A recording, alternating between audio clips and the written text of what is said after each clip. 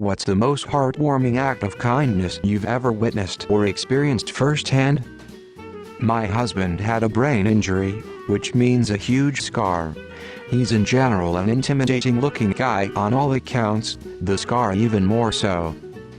When he was getting back to work and the scar was still healing, a random little 6-year-old girl flung herself at him from across the room, shouted, "You have an owie eye," and hugged his knees. I was with my friend, talking about how I couldn't afford college in a donut shop, when this stranger walked up to me and said he overheard our conversation.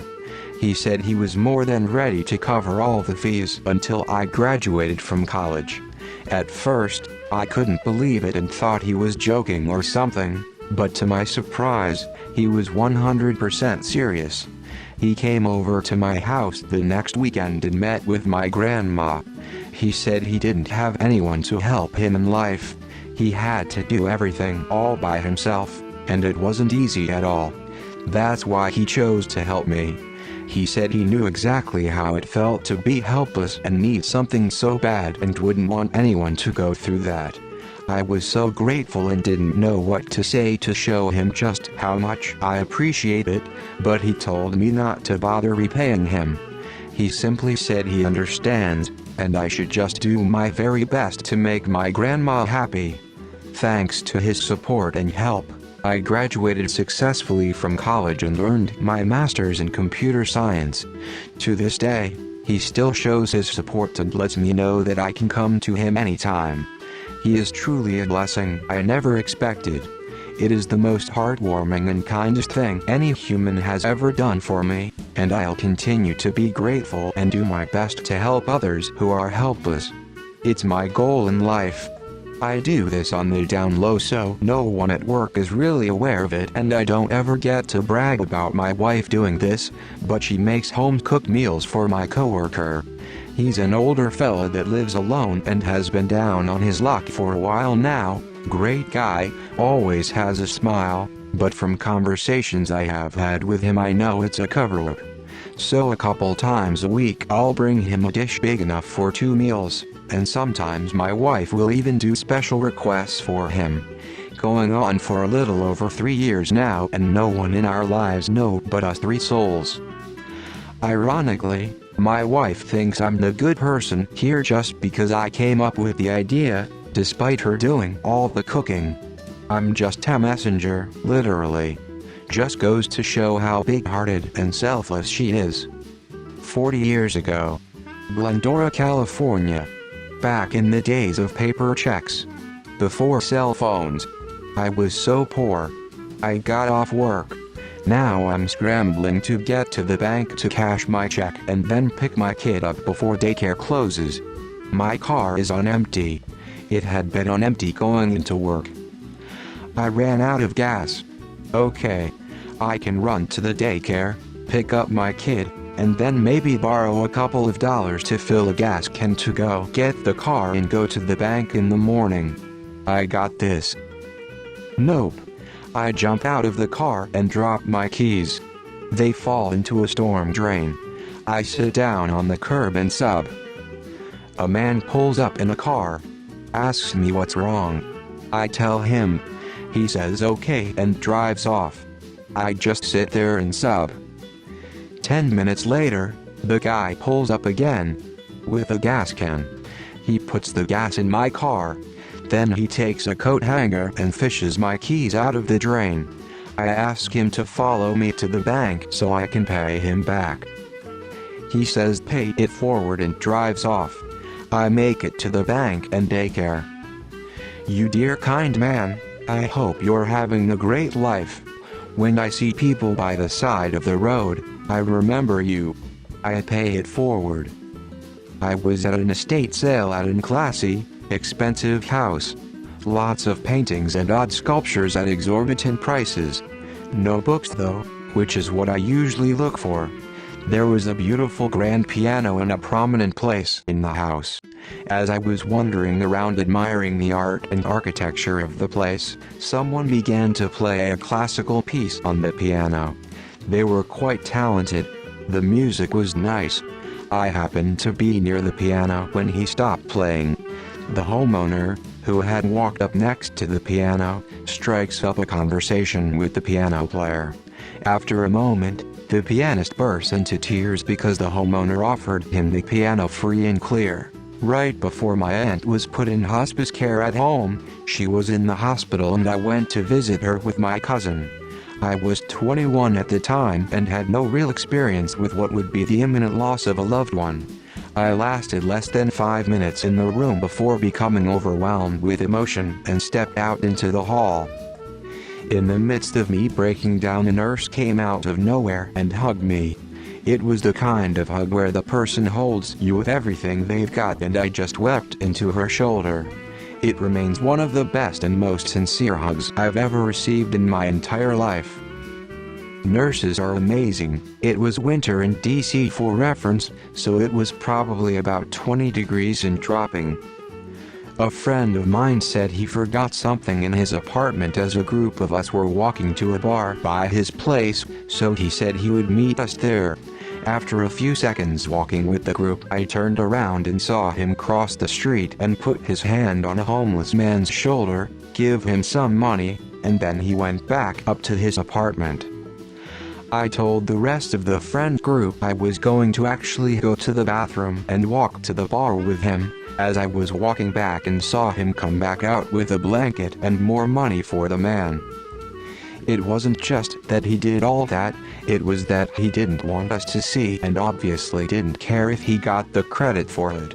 That has always stuck with me as one of the kindest things I've ever seen. I'm a journalist recently back from Ukraine.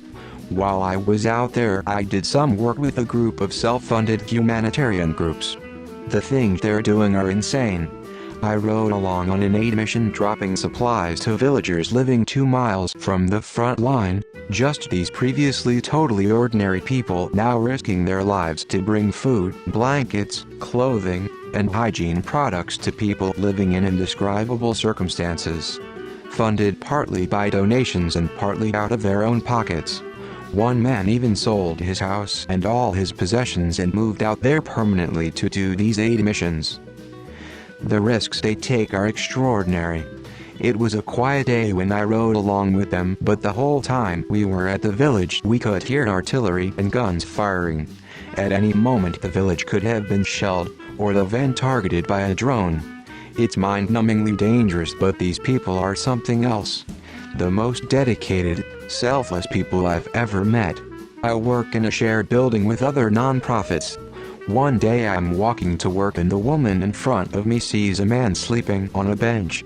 Not unusual. She paused, opened her lunch bag, pulled out some items and quietly left them with him without waking him. She didn't know I or anyone was watching and he was sleeping. An act of pure generosity and selflessness. I nearly cried on the elevator. I was young and alone. Just had my daughter a few months before. I took the bus with my baby to go see my uncle. The bus stopped, a random guy entered, came to me, gave me $100, wished me well and got out of the bus as fast as he entered his. I started crying. I really needed the money. And I wasn't looking homely, maybe just young I guess. I had to buy my daughter's first shoes, his gift served me well. Still think about it to this day, and my kid is now 20 yo.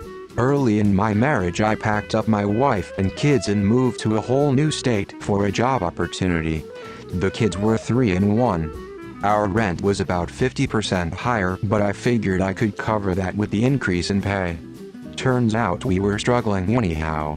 I worked a second, part-time job to help out, but we were still scraping by. We had gotten involved in a church in our new town and word got around that Christmas was going to be tight. As we were leaving church one evening, the last service before Christmas, someone mentioned that it looked like the 3 sacks of gifts sitting on the table near the doorway had our names on them. We nearly filled the trunk of our car with all the gifts, a mix between toys and clothes for the kids and stuff for us along with several gift cards. A single card in one of the bags just said Merry Christmas from Santa and for us to one day pass it on. We did many years later when we were much healthier financially, taking our then teen kids to the store to buy a few $100s worth of presents for a family we knew where the father had just lost his job. We got someone to deliver it to their house anonymously. I cried after going to a concert of the singer that I was listening to while I was bullied as a teen. I took a step outside and a random girl, a bit older than me at the time, put her arms on my shoulders, asked me if I was okay and hugged me without hesitation, letting me cry into her shoulder. To this day, the most meaningful hug I ever experienced. I hope that girl has the best life wherever she is now. I was in Japan at a grocery store and saw an employee gently scoop a large moth off of the floor with his hands, walk it to the doors, and let it free outside. The fact that he noticed it and showed compassion for such a small creature other people may have overlooked or actively stepped on really made me happy. Some guy changed my tire when I was stranded, back in the 80s. He just did it, didn't ask for anything in return, and drove off. I was a clueless teenager, and would have been walking home for a long time. Before cell phones, out in the middle of nowhere.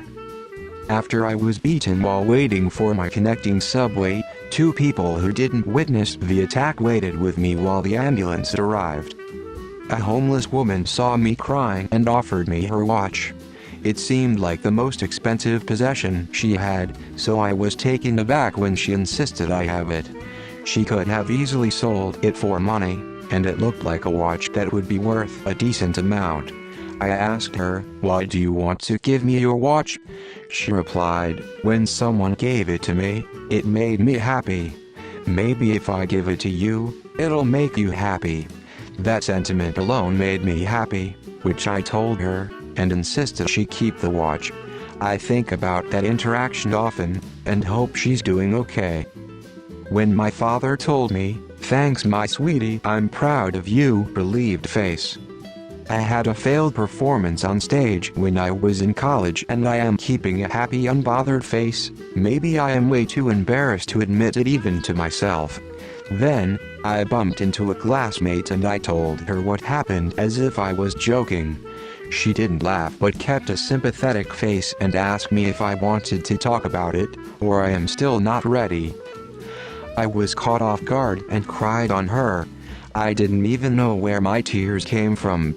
I never knew I needed that. Thank you, pal. My husband and I had traveled to Paris by train from Germany.